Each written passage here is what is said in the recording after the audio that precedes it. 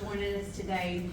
This is a particular exciting year for the CMC. This is our 25th year of service, and we are excited about celebrating 25 years of advocacy, education, and intervention. It's an honor to stand before you on behalf of the CAC, and we reflect on a quarter century of prevention, safety, hope, healing, and justice for children. I want to express my utmost appreciation for our dedicated team, and by team at this moment, I mean like the people who have worked at my office previously and currently. There have been people who have been champions who have gone on to different careers or retirement, and then there are people who have come alongside us currently who are continuing to make a difference and making an even greater difference in the lives of children and families. I want to thank our multidisciplinary team members that consist of our local law enforcement partners, the Department of Human Resources, our prosecutors, and our mental health providers. And you know that you are the backbone of our mission. I would love if you serve on our multidisciplinary team in any capacity, if you would stand for just a moment, please. So at this table here, you see primarily our Department of Human Resources, then you see our law enforcement, our prosecutors are here, and I think we have all of our jurisdictions represented, and we want to thank you for the tireless work that you do and the things that you see and the way that it changes your heart and your mind, so thank you for that. You can have a seat.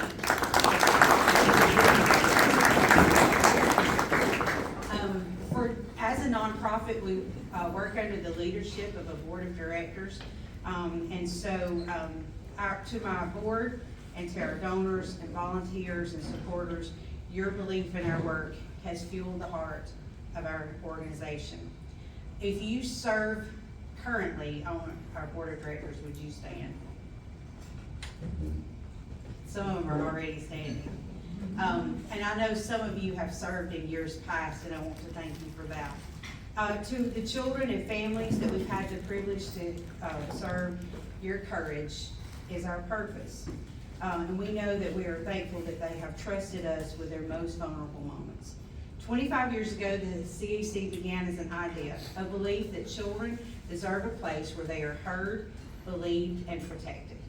Back then, the idea of a child advocacy center was still growing, and our founders recognized the need, a safe, child-focused space where agencies could come together under one roof to support victims of abuse. Alabama, in fact, has been a pioneer in the CAC movement. The first child advocacy center started in Madison County and Huntsville, and we have a CAC that provides services in every Alabama county, but Cherokee County was among the first counties to have CAC services.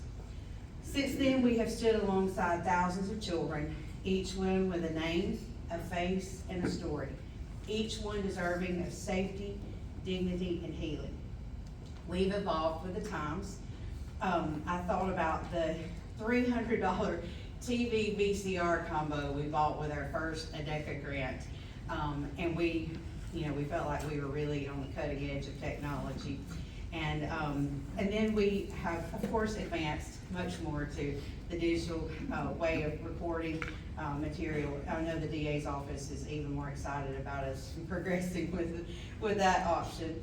Our second home at 203 North River Street, our first home, I call it home because it feels like home, was at 219 Cherokee Avenue, and Dr. Myron Wilson provided that place for us.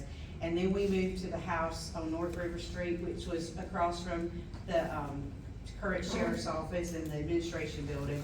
We had lots of fun adventures there with window units for cooling, and we would have to turn the volume up on the interviews to be able to hear what the interviewer and the child said over the roar of the window unit. And our home for the past 15 years has provided a safe place for children to tell their stories. We are thankful for our partnership and for the support that we have received from the City of Center in providing that space for us and providing a safe place for children to share their stories. We have strengthened our services and deepened our community impact. We've expanded training efforts, enhanced trauma-informed care, and championed prevention and education, all while never losing sight of our core mission. Over these 25 years, We've conducted over 2,000 forensic interviews, provided over 3,000 counseling sessions, and each year we train every student in kindergarten through 6th grade, and most of the time 7th and 8th grade students at every Cherokee County school about child abuse prevention. Every number represents a life changed, a moment of bravery, and a step towards healing. What we do is not easy. The stories we hear are often heartbreaking, but what keeps us going is unwavering belief that every child deserves to be safe and every voice deserves to be heard. If you were to imagine this stone, and it has the word courage on it, it's smooth and it's palm sized. For a child, it's a little bit heavier or a little bit bigger. But for a child who's experienced abuse, finding the courage to speak is like lifting a boulder. It's not like a pebble. It's not just about telling about what has happened. It's about facing fear and shame, confusion, and sometimes at the risk of not being believed. The small stone in their tiny hands can feel heavier than anything they've ever carried. And yet when they do speak, that act becomes one of the bravest things a child can do. It's a kind of courage that deserves to be honored and supported with love, safety, and unwavering belief. When a child gives that stone of courage away by telling someone about the abuse, it's as if a massive weight has been lifted from their shoulders. That heavy stone, once filled with fear, silence, and secrets, begins to feel a little lighter the moment it's shared. Speaking up doesn't erase the pain, but it does start the healing. Giving the stone away means they no longer carry it alone. It's passed into the hands of someone who can help, someone who will listen, protect, and believe them. In that moment, the unbearable burden becomes a shared responsibility, and the child can finally begin to breathe a little easier. We are not just responders, we are advocates. We are witnesses to resilience. I want to say that again. We are witnesses to resilience. Some of our multidisciplinary team partners have witnessed children who have risen from very difficult situations and risen from places of guilt and of fear and things that they should never carry, but we've watched them with resiliency, and we are builders of hope. While today has been an annual event, we have celebrated the proclamation signing at different locations at our offices in years past and the Chamber of Commerce. If you've attended some of those in years past, you remember years where it was about 30 degrees, years where it was raining, years where we were burning up because the sun was beaming down on us. But isn't it nice to be in an environment like this? So we appreciate the Chamber allowing us to celebrate this way. While it's an annual event and a celebration, it's a reminder that there is still work to do. Abuse is not ended, and the need for our services is still great, and so is our commitment. As we look to the future, we renew our promise to continue standing for children, to keep innovating, collaborating, and growing, to reach more kids, to educate more communities, and to break more cycles. To all of you who have walked this journey with us, thank you.